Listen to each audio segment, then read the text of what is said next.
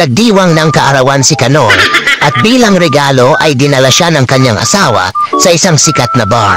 Pagpasok nila ng bar ay binati sila ng gwardiya. "Magandang gabi, ma'am." "Magandang gabi, Kanor."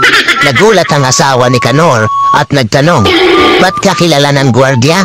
Nakapunta ka na ba dito?" Sumagot si Kanor ng, "Hindi, kakilala ko lang yon sa trabaho."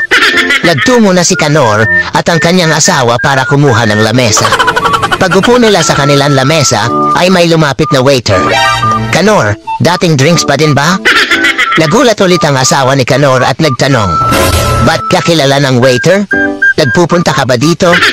Sumagot lang si Kanor ng, "Hindi, kaibigan lang yon ang kumpare ko kaya kilala ako." Ilang saglit lang ay may lumapit naman sa kanilang babae.